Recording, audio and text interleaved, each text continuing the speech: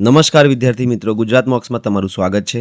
અત્યારે જે AMC junior ક્લાર્કની exam 2024માં લેવાઈ છે તેનું આપણે મેથ્સ અને રિઝનિંગ સોલ્યુશન જોવાનું છે. શોર્ટ ટ્રીક રીતે જોઈશું, કોમન સેન્સથી જોઈશું. પેપરનું લેવલ સારું હતું, એટલે કે પેપરના ક્વેશ્ચનના સોલ્યુશન ટફ નહોતા, પણ ક્વેશ્ચન સમજવા થોડા અઘરા હતા. તો જોઈએ કેવા પ્રશ્નો હતા. આગળ વધીએ આપણે. જો કોઈ મહિનાનો અંતિમ દિવસ બુધવાર હોય તો તે મહિનામાં કેટલા સોમવાર હશે? ઇઝી ક્વેશ્ચન છે. આ ક્વેશ્ચન કરવા માટે જરૂરી નથી કે તમને કેલેન્ડર આવડવું જ જોઈએ. હવે તમને મિત્રો ખબર છે કે 7 દિવસે બધા દિવસો રિપીટ થાય છે. ઓકે, એટલે કે દર 7 દિવસે સોમવાર, મંગળવારથી લઈને રવિવાર બધા એક વખત તો આવી જ જશે. મહિનામાં કેટલા દિવસ હોય છે? તો તમે કહેશો મહિનામાં અથવા તો 30 દિવસ હોય છે અથવા 31 દિવસ હોય છે, જો કે તે મહિનો ફેબ્રુઆરી ના હોય તો.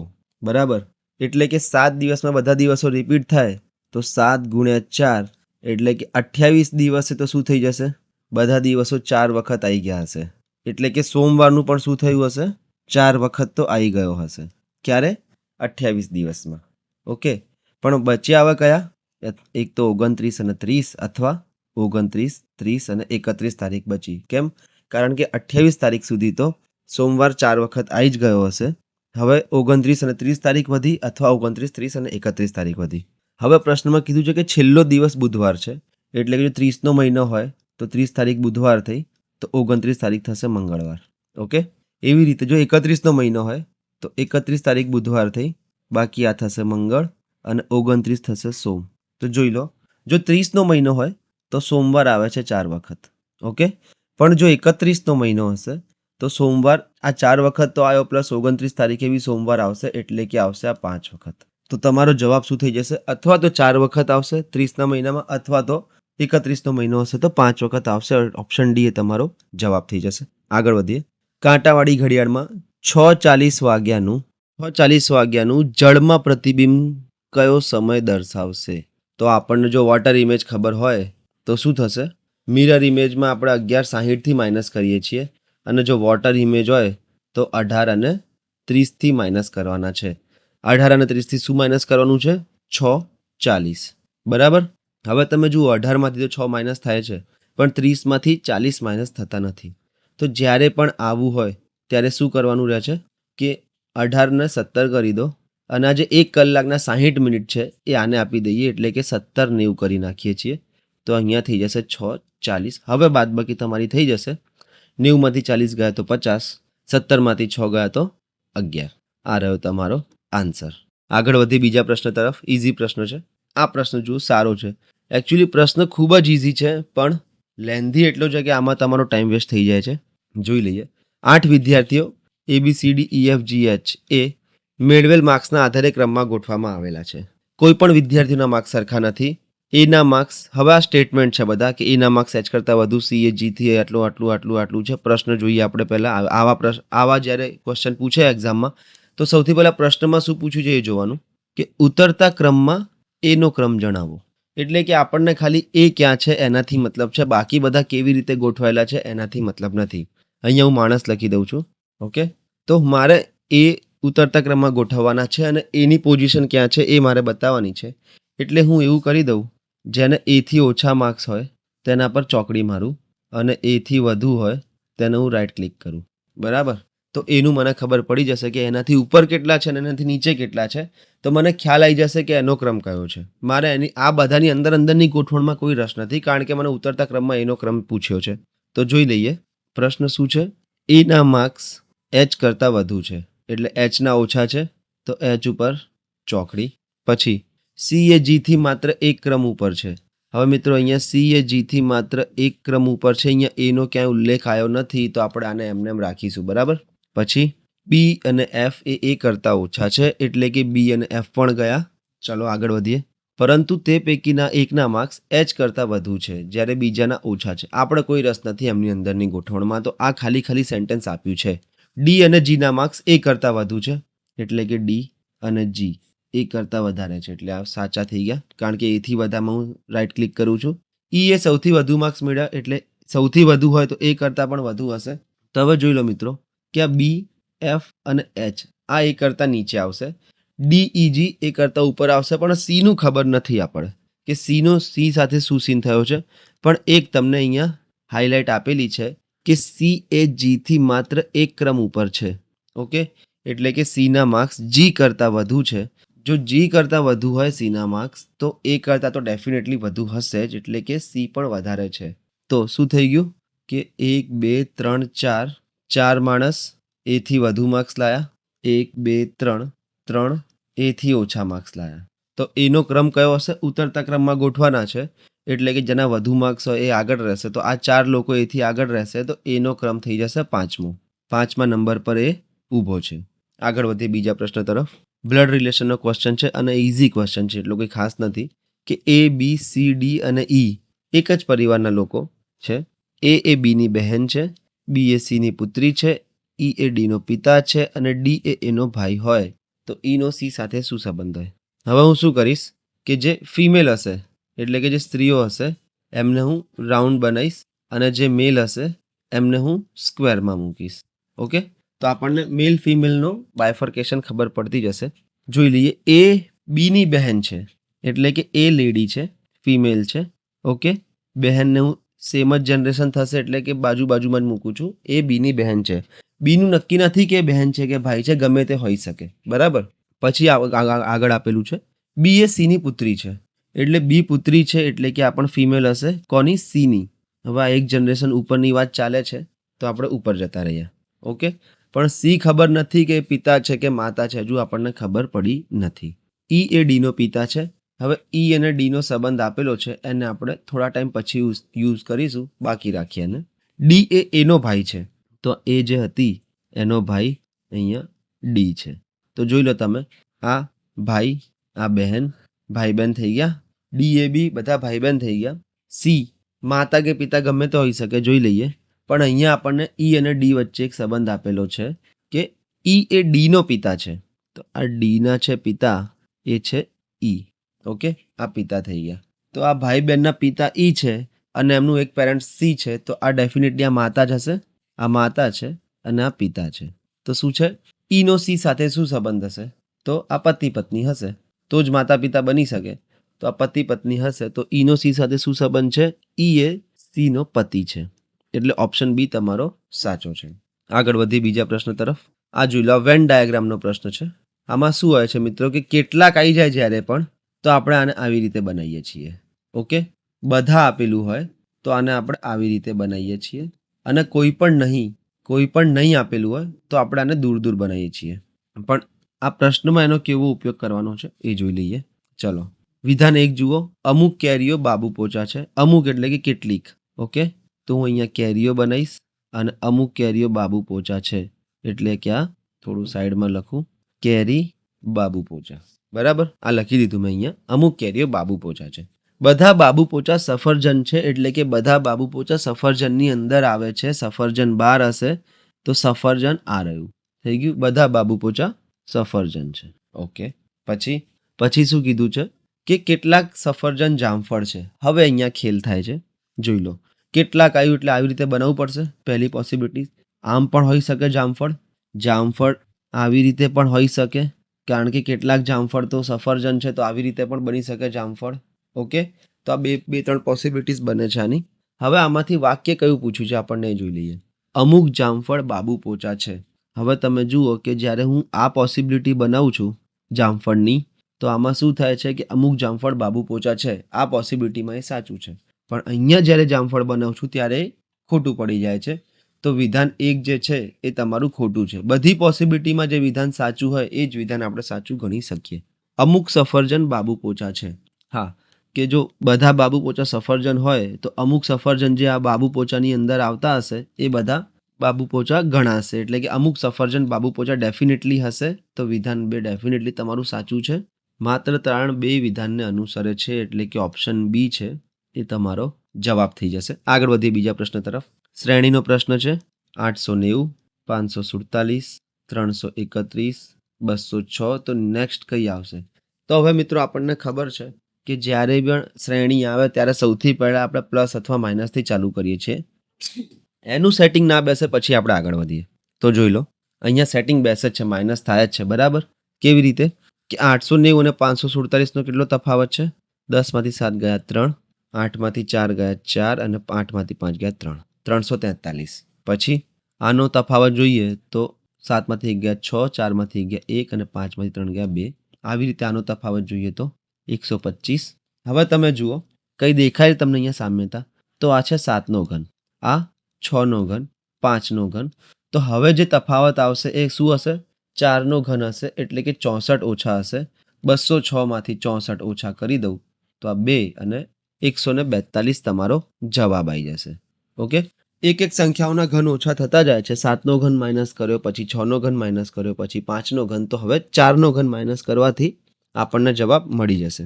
ચલો, કોઈ એક સાંકેતિક ભાષામાં આર્મીને શું લખાય છે? BTPC. BTPC. ઓકે, તો પોલીસને શું લખાશે? ઇઝી ક્વેશ્ચન છે. જોઈ લો, અહીંયા એક પેટર્ન બનતી હશે કે A થી B ગયો, શું થયું? +1. પછી R થી T ગયો, RST +2. M થી P ગયો, MNOP એટલે કે +3. અને Y થી C ગયો તો YZABC +4. ઓકે, કેવી રીતે આ કરીશું આપણે? આપણને ખબર છે કે ABCD આપણે જ્યારે લખીએ છીએ, બરાબર, આ A થી B આવ્યું એટલે 1 વધ્યા, +1. R થી T આવ્યા એટલે કે R ક્યાં છે? R આવ્યા. R થી T જોઈ લો, +2 વધ્યા. R થી S અને S થી T એટલે 2 વધી ગયા. M થી P આવ્યા તો અહીંયા M થી N, N થી O અને O થી P એટલે +3 થયા. એવી રીતે Y થી C આવ્યા તો +4 થઈ ગયા. કેમ? Y થી Z, Z થી A, A થી B અને B થી C એટલે +4 થઈ ગયા. તો એવી રીતે હવે પોલીસ મારે કરવું હશે તો +1 કરીશ, તો પહેલા હું A કરીશ, એક કૂદાઈશ તો P થી Q થઈ જશે. પછી O થી 2 કૂદાઈશ તો O થી પણ Q થઈ જશે. L થી 3 કૂદાઈશ એટલે કે 1 2 3 તો આ થઈ જશે O. I થી 4 કૂદાવા પડશે એટલે કે 1 2 3 4 થઈ જશે M.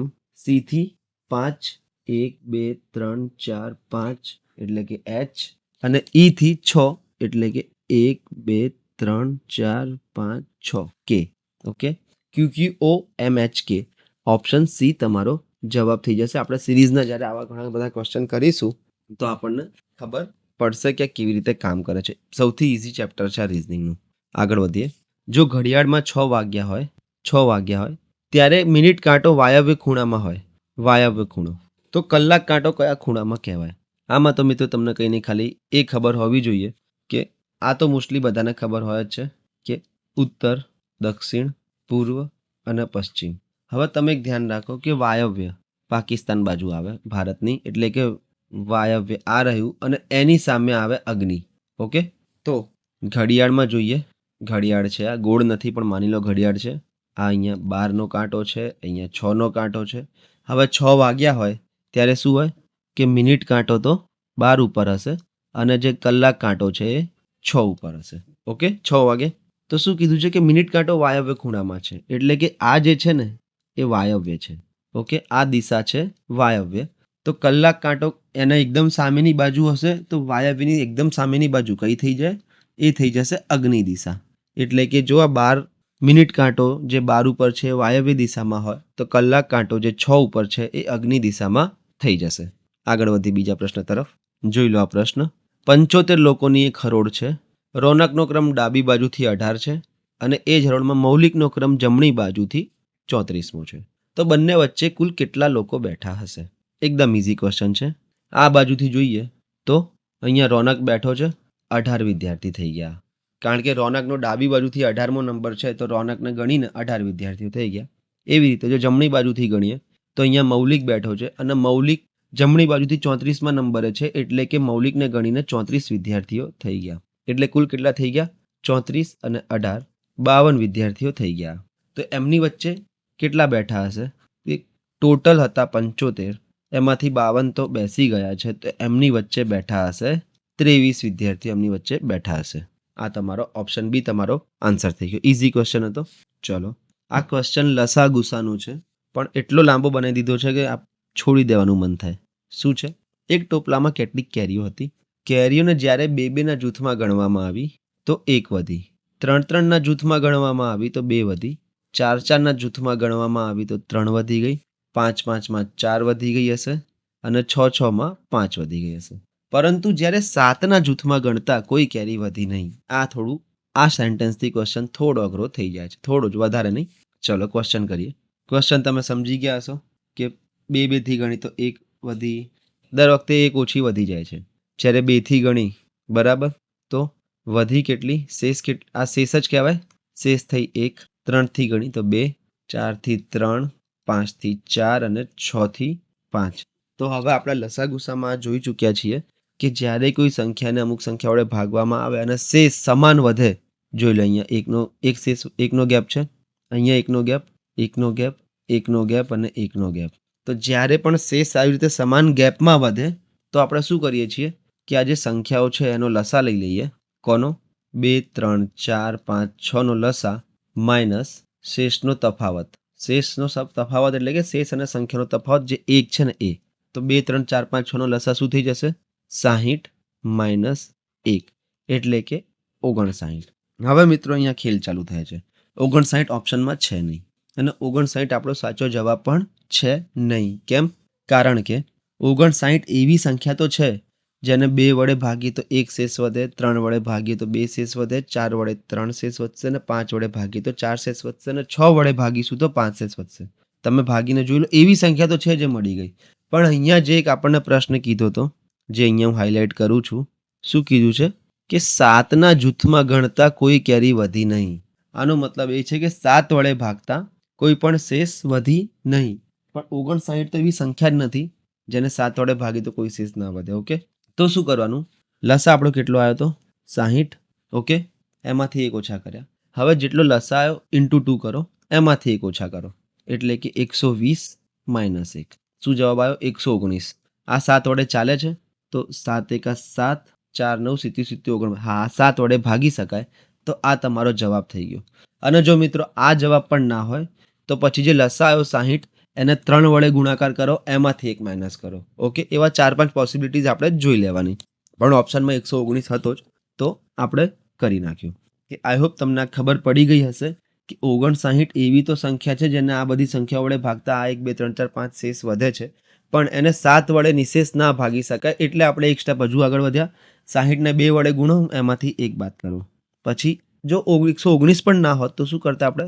60ને 3 વડે ગુણતા અને 1 માઇનસ કરતા. ચલો આ પ્રશ્ન જોઈએ. એક જંગલમાં એક જૂનું પીપળાનું વૃક્ષ હતું. આ ભવ્ય વૃક્ષને 13 ડાળીઓ હતી અને દરેક ડાળી પર 14 પક્ષીઓ રહેતા હતા. ચકલીઓ ભૂરી, કાગડા કાળા અને પોપટ લીલા રંગના હતા. કોઈ પણ કારણ વગર આ આપણને આપ્યું છે. કાગડા કરતાં પોપટ 2 ગણા હતા. ખાલી આમાં હવે તમારે સમીકરણ બનાવવાના છે. કાગડા કરતાં પોપટ 2 ગણા હતા અને કાગડા ચકલીઓ કરતાં 2 ગણા હતા. ચલો જોઈ લઈએ કેવી રીતે બનાવીશું આપણે આને. ઓપ્શનથી જઈ શકાય. પહેલી વાત તો એ કે તમે કાગડા કરતાં પોપટ 2 ગણા હતા, તો એવો કયો ઓપ્શન છે? અહીંયા કાગડા 52 છે તો 56 પોપટ આ નથી. એવી રીતે કાગડા 52 છે તો 104 પોપટ આ હોઈ શકે. પછી કાગડા ચકલીઓ કરતાં 2 ગણા હતા એટલે કે આ કાગડા 52 તો ચકલીઓના કરતાં અડધી એટલે કે 26 થઈ જશે. ઓપ્શન બી એ તમારો જવાબ હોઈ શકે. બરાબર, બાકી તો કંઈ દેખાતું નથી. પણ આપણે એક્ઝેક્ટ મેથડથી કેવી રીતે જઈશું જોઈએ. ટોટલ કેટલી ડાળીઓ છે? ટોટલ 13 ડાળી છે અને દરેક ડાળી પર ટોટલ આપણે પક્ષીઓ જોઈએ તો કેટલા છે? 14.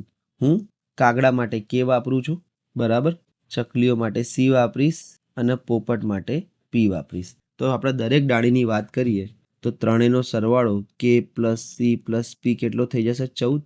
કારણ કે એક ડાળી પર કુલ 14 પક્ષીઓ બેઠા છે અને એ કયા છે? કાગડા, ચકલી અને પોપટ. તો કાગડા, ચકલી અને પોપટનો સરવાળો 14 છે. આ આપણને એક સમીકરણ મળી ગયું. પછી શું કીધું છે? કાગડા કરતાં પોપટ 2 ગણા છે. એટલે પોપટની જે સંખ્યા છે એ કાગડાની સંખ્યા કરતાં 2 ગણી છે. ચલો આ એક બીજું સમીકરણ છે.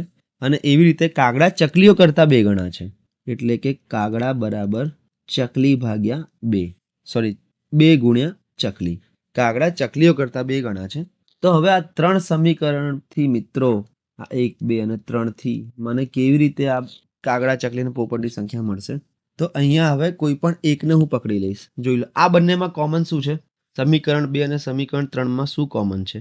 તો તમે કહેશો અહીંયા પણ કાગડાઓ છે, અહીંયા પણ કાગડાઓ છે. તો કાગડા સિવાય જે હોય એને કરતા બનાવી દો. તો અહીંયા તો પી બરાબર 2k છે જ. અહીંયા શું કરી નાખીશું? સી બરાબર k ભાગ્યા 2. ઓકે, આ મને મળી ગયું. હવે અહીંયા કેની જગ્યાએ હું કે મૂકું છું, સીની જગ્યાએ શું મૂકીશ? સીની જગ્યાએ k ભાગ્યા 2 મૂકું છું અને પીની જગ્યાએ મૂકીશ 2k બરાબર 14. એટલે મેં બધા અલગ અલગ કરતાઓ દૂર કરીને સિંગલ કરતા બનાવી નાખ્યો, જેનાથી મને કાગડાઓની સંખ્યા મળી જાય. ચલો આનો લસા લઈ લઉં. આ શું થઈ જશે? 3k + k/2 બરાબર 14, એટલે કે 7k/2 બરાબર 14. તો k બરાબર 4 આવી ગયા. જોઈ લો, k મને મળી ગયા છે 4. તો p કેટલા થઈ જશે? 4 કાગડા હોય, પોપટ કેટલા છે? 2k એટલે કે 8. અને ચકલીઓ કેટલી થઈ જશે? k ભાગ્યા 2 એટલે કે 4 ભાગ્યા 2 એટલે કે 2. એક ડાળી પર 4 કાગડા, 8 પોપટ અને 2 ચકલીઓ છે. કુલ 13 ડાળીઓ હોય તો 13 ચોક 52 કાગડા થઈ ગયા. 52 કાગડા. પોપટ થઈ ગયા 13 અઠ્ઠા 104 અને ચકલીઓ થઈ ગઈ 13 દુ 26. આ તમારો ઓપ્શન બી એ તમારો જવાબ છે. તમે ઓપ્શનથી પણ જઈ શકો, આમાં કંઈ મોટી વસ્તુ છે નહીં, પણ આ પ્રોપર મેથડ છે. આવી રીતે જો 3 અલગ અલગ પૂછ્યું હોય અને બેના કોમન રિલેશન આપ્યા હોય બેના, તો એમાં જે કોમન હોય, અહીંયા જેમ કે કાગડા કોમન હતા, એના સિવાયના કરતા બનાવી દો અને પછી જેમ કે અહીંયા પી હતું તો એની કેમાં કિંમત મૂકી દો, સી હતું તો એને કેમાં કિંમત મૂકી દો, જે પણ હોય. આગળ વધીએ બીજા પ્રશ્ન તરફ. જોઈ લઈએ. મધપુડાની કુલ મધમાખીમાંથી 5મા ભાગની મધમાખી કદમની ડાળીઓ પર, એટલે કે 5મો ભાગ કદંબ ઉપર. 3જા ભાગની મધમાખી શિલીંધ્રીના ફૂલ ઉપર બેસે છે અને બંને સંખ્યાના તફાવતના 3 ગણી મધમાખીઓ કુતાજા ઉપર બેસે છે. આ મને ફૂલ પણ નથી કર્યું, પહેલી વખત સાંભળ્યા છે. માત્ર 10 જ મધમાખીઓ મધપુડા પર બાકી રહે છે, તો મધપુડા પરની કુલ મધમાખીઓની સંખ્યા શોધો. આપણે માની લઈએ કે મધપુડામાં કુલ કેટલી મધમાખીઓ હતી? 1 સંખ્યાની મધમાખીઓ હતી, બરાબર. એમાંથી શું થઈ ગયું? જોજો હવે. 1/5 કદંબ ઉપર બેસી ગઈ. ઓકે. પછી 1/3 નીકળી ગઈ અને શિલીંધ્રી ઉપર બેસી ગઈ. સીલી લખી દઉં છું, બરાબર. હવે પછી શું થયું કે આ બંને સંખ્યાના તફાવત એટલે કે 1/3 - 1/5 ના 3 ગણા એટલે કે ગુણ્યા 3 બી કરવા પડશે. આ બંને સંખ્યાના તફાવતના 3 ગણી મધમાખીઓ કુતાજા પર બેસે છે, એટલે કે કેટલું થઈ જશે? આ 5 × 5 - 3 × 3 એટલે કે 2/15 ગુણ્યા 3. 3 × 3 3 × 5 15 એટલે કે 2/5 ક્યાં બેસે છે? કુતાજા પર. તો આ એકમાંથી જ 2/5 બેસે છે કુતાજા પર. ઓકે. એટલે કે એક હતી સંખ્યા મધપુડામાં, એમાંથી 1/5 1/3 અને 2/5 તો ક્યાંક બહાર જ ફરે છે અને કુલ 10 મધમાખીઓ જ મધપુડામાં છે. તો કુલ સંખ્યા જોઈ લઈએ આપણે. બહાર કેટલી છે? 1/5 વત્તા 1/3 વત્તા 2/5. જો આપણે 15 લસા લઈએ તો શું થઈ જશે? આ 3 થઈ જશે, આ 5 થઈ જશે અને આ 2 તો આપેલું જ છે. થઈ જશે 6. સોરી, 5 છે તો 3 દુ 6 થઈ જશે. 14/15 એટલે કે 1માંથી 14/15 તો 12 જ રખડે છે. તો 1 - 14/15 કરું એટલી મધમાખીઓ મધપુડાની અંદર હશે, એટલે કે 1/15 મધમાખીઓ ક્યાં છે? મધપુડામાં. હવે ત્રિરાશિ લગાવો એટલે તમારો જવાબ આવી ગયો. ત્રિરાશિ અહીંયા લગાવું છું. 1/15 ની સંખ્યા કેટલી આપેલી છે? 10. તો આખા મધપુડામાં એક સંખ્યા હતી, તો એ કેટલા? 1 ઉપર 1/15 નીચે ગુણ્યા 10 એટલે કે 15 ગુણ્યા 10 બરાબર 150. કેમ? કારણ કે આ છેદનો છેદ અંશમાં રહી જશે 15. 150 તમારો જવાબ થઈ ગયો છે. આગળ વધી બીજા પ્રશ્ન તરફ. આ પ્રશ્ન જુઓ. જતીન અમદાવાદથી ગાંધીનગર સુધી ક્રમશઃ 30, 45 અને 63 ની ઝડપે ગતિ કરે તો જતીનની સરેરાશ ઝડપ શોધો. હવે મિત્રો સરેરાશ ઝડપ છે એટલે તમે ડાયરેક્ટ સરેરાશ ના શોધી નાખતા. શું કે 30, 45 અને 63 કરું ભાગ્યા 3 કરી નાખીશ તો સરેરાશ ઝડપ મને મળી જશે 46 કિલોમીટર પ્રતિ કલાક. પણ આવું નહીં થાય, બરાબર. એના સિવાય સરેરાશ ઝડપ એટલે શું થાય? કુલ અંતર ભાગ્યા કુલ સમય, બરાબર. અહીંયા આપણે કુલ અંતર અને કુલ સમય ના શોધી શકીએ, કારણ કે જો આપણે અંતર ધારી પણ લઈએ અમદાવાદથી ગાંધીનગરનું, તો આણે 30, 45 અને 63ની ગતિથી કેટલા સમય માટે બાઇક ચલાવી એ આપણને ખબર હોવું જોઈએ. અથવા તો સમાન સમય માટે હોય તો પ્રશ્નમાં એવું આપેલું હોવું જોઈએ કે સમાન સમય સુધી અથવા સમાન અંતર સુધી બાઇક ચલાવી છે. અહીંયા એવું ક્યાંય આપ્યું નથી. તો જતીન અમદાવાદથી ગાંધીનગર સુધી ક્રમશઃ 30, 45 અને 63ની ઝડપે ગતિ કરે છે. કેટલા સમય સુધી કરે છે એ આપણને કીધું નથી. આ ગતિઓથી કેટલું અંતર કાપે છે એ પણ આપણને કીધું નથી. તો સરેરાશ ઝડપ તમે આપેલી પૈકી એક પણ નહીં આવે, શોધી શકાય નહીં. આ ખાસ ધ્યાન રાખજો. આપણે સમય અંતર અને ઝડપનો લેક્ચર ટકાવારી પછી જોઈશું, એમાં આપણને જોઈશું. ચલો. એક ફૂલની ક્યારીમાં ગુલાબના છોડ દરેક હરોળમાં સમાંતર શ્રેણીમાં છે. કંઈ જ નથી, આ ખાલી સમાંતર શ્રેણી છે. લખ્યું બહુ મોટું છે, સોલ્યુશન બહુ નાના છે. પ્રથમ હારમાં 23, બીજી હારમાં 21, ત્રીજી હારમાં 19 છે અને છેલ્લી હારમાં એવી રીતે 5 થઈ ગયા. તો કુલ કેટલી હાર હશે? એક તો આને પહેલાં કોમન મેથડથી કોમન સેન્સથી કરીએ. પહેલામાં 23, બીજામાં 21, પછી 19, પછી 17 થયા હશે, પછી 15 થયા હશે, 13, 11, 9, 7 અને છેલ્લી લાઈનમાં 5 થઈ ગયા. ઓકે, તો કુલ કેટલી હાર થઈ ગઈ? 1, 2, 3, 4, 5, 6, 7, 8, 9 અને 10. તો તમારો જવાબ આવી ગયો 10. પણ સમાંતર શ્રેણીનો પ્રશ્ન છે. 23 થી ચાલુ થાય છે એક શ્રેણી. ઓકે, અને ક્યાં સુધી જાય છે? છેલ્લું પદ છે 5. તો છેલ્લું પદ શોધવા માટે આપણને ખબર છે કે Tn બરાબર a plus n minus 1d આવે. છેલ્લું પદ કેટલું છે? અહીંયા એ આપણને આપેલો છે 23. એ એટલે કે પ્રથમ પદ 23. ડી કેટલું છે? તો ડી આપણને આપેલું છે -2. કેમ? કારણ કે 21માંથી 23 જાય તો -2 થઈ જશે. છેલ્લું પદ nમું પદ કેટલું છે? 5. n આપણે શોધી લઈએ તો આપણો જવાબ મળી જશે. Tn છે 5, a 23 પ્લસ n -1 આપણે શોધવાના છે અને ડી છે -2. ઓકે, કરું આને અંદર તો શું થઈ જશે? -2 ને n સાથે ગુણીશ તો -2n, -2 ને -1 સાથે ગુણીશ તો +2. 2n આમ લઈ જાઉં, 5 આમ લઈ જાઉં, બરાબર નહીં? તો 2n બરાબર 25 - 5, 2n બરાબર 20, n બરાબર 10 પદ છે. હવે તમે જુઓ મિત્રો કે આ બેઝિક મેથડથી આવ્યો છે અને આ કોમન સેન્સથી આવ્યો છે. તો કોમન સેન્સ તો તમારે હંમેશા ચાલુ રાખવું પડશે. ઓકે, આગળ વધી જઈએ. ત્રિકોણમિતિનો પ્રશ્ન અનએક્સપેક્ટેડ. શું છે? આ ત્રિકોણ છે. ત્રિકોણ એબીસીમાં બી કાટખૂણો છે. AB બરાબર 5 સેન્ટીમીટર હોય તો ખૂણો એસીબી 30 ડિગ્રી હોય તો બીસીની લંબાઈ શોધો. જોઈ લઈએ. એબીસીમાં બી કાટખૂણો હોય એનો મતલબ શું ખબર છે? કે આ આવી રીતે એક ત્રિકોણ હોય. કાટકોણ ત્રિકોણ જ હશે. ઓકે, એમાં કાટખૂણો જે છે એ આને કહેવાય કાટખૂણો, જે 90 ડિગ્રી હોય એ થઈ જશે બી. તો બાકીના બિંદુ તમે એ અને સી લઈ શકો. પછી શું કીધું છે? આ ઝેડ નથી, આ ખૂણો છે અને આ ત્રિકોણ છે. ખૂણો એસીબી 30 ડિગ્રી છે એટલે કે એસીબી આ ખૂણો કેટલો છે? 30 ડિગ્રી. અને એબી છે એ 5 સેન્ટીમીટર છે. તો અહીંયા મિત્રો આપણને જો ટ્રિગ્નોમેટ્રી પહેલાં થોડું કરેલું હોય તો શું કરવાનું કે બીસી આપણે શોધવાનું છે, એટલે કે આ બાજુની લંબાઈ શોધવાની છે. તો ખૂણાથી સામેની બાજુ આપેલી છે અને પાસેની બાજુ શોધવાની છે. તો આપણે tan 30 ડિગ્રી લગાવીશું તો શું થશે? tan એટલે કે સામેની બાજુ AB ભાગ્યા પાસેની બાજુ BC. tan 30ની કિંમત 1/√3. AB એટલે કેટલા છે? 5. આ ABની લંબાઈ 5 છે. BCની લંબાઈ આપણે શોધવાની છે. ચોકડી કરી નાખીએ તો BC બરાબર 5√3. આ તમારો જવાબ થઈ ગયો 5√3. ઓપ્શન બી એ તમારો જવાબ છે. બીસીની લંબાઈ 5√3 થઈ જશે. વૈદિક મેથ્સનો ક્વેશ્ચન છે આ. સ્પીડ મેથ્સનો પ્રશ્ન છે આ. 48નો સ્ક્વેર પ્લસ 96નો સ્ક્વેર પ્લસ 106નો વર્ગ વત્તા 54નો વર્ગ. 48નો વર્ગ કેવી રીતે કરવાનો? 50થી 2 ઓછા છે એટલે કે 2નો વર્ગ 4 અને 5નો વર્ગ 25માંથી 2 જાય તો 23. 2 ઓછા છે 50થી એટલે હવે 50થી 4 વધુ હોય તો 4નો વર્ગ 16 અને 25માં 4 ઉમેરીએ તો 29. ચલો, આ 50થી ઉપર નીચેની સંખ્યાઓ માટે આવી રીતે હોય. 100થી ઉપર નીચેની સંખ્યા માટે કેવી રીતે હોય છે કે 6નો વર્ગ 36 અને 96માંથી 100થી આ કેટલા ઓછા છે? 4. તો 4નો વર્ગ 16 અને 96માંથી બીજા 4 ગયા તો 92. એવી જ રીતે 6નો વર્ગ 100થી કેટલા વધુ છે? 6. તો 6નો વર્ગ 36 અને 106માં બીજા 6 ઉમેરું તો 112.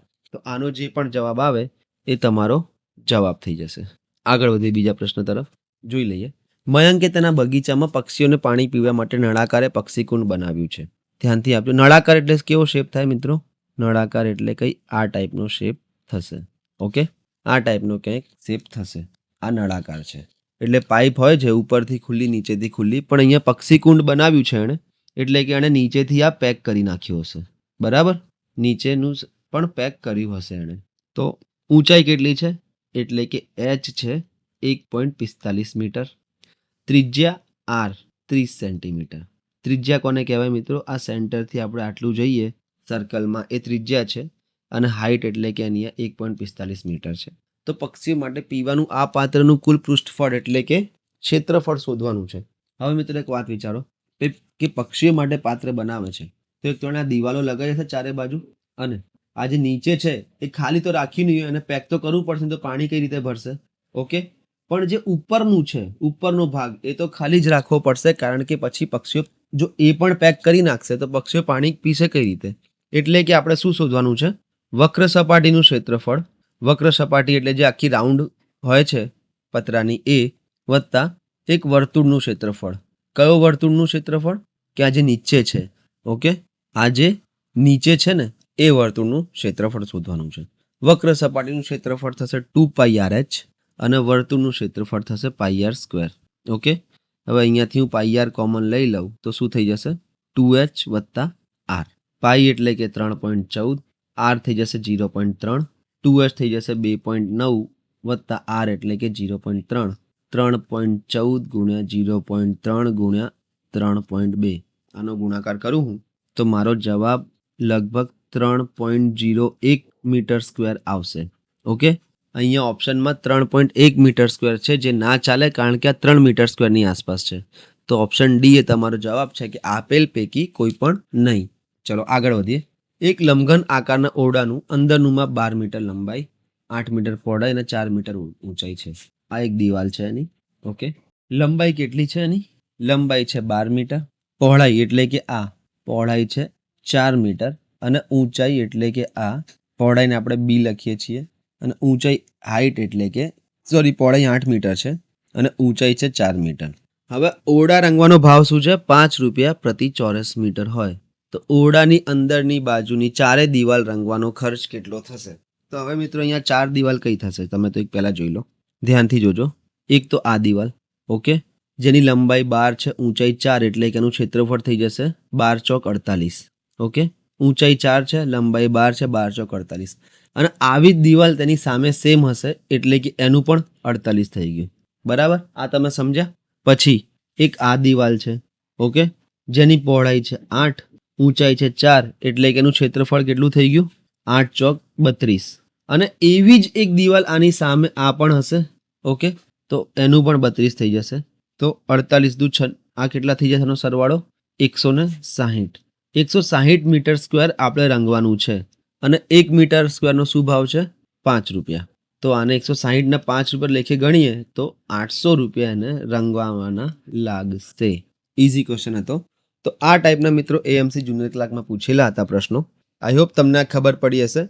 અત્યારે આપણે ટકાવારી ચાલુ કરીએ છીએ, આપણે ઘણો સિલેબસ બાકી છે, પણ આપણે આખો સિલેબસ કમ્પ્લીટલી સોલ્વ કરીને આપણે કરીશું. આવા જ વિડીયો માટે જોડાયેલા રહો ગુજરાત મોક્સ પર. આપણે આખો સિલેબસ ફ્રીમાં મેથ્સ અને રિઝનિંગ કરાવવાનો છે. અત્યારે હું રજા લઉં છું. Have a good day.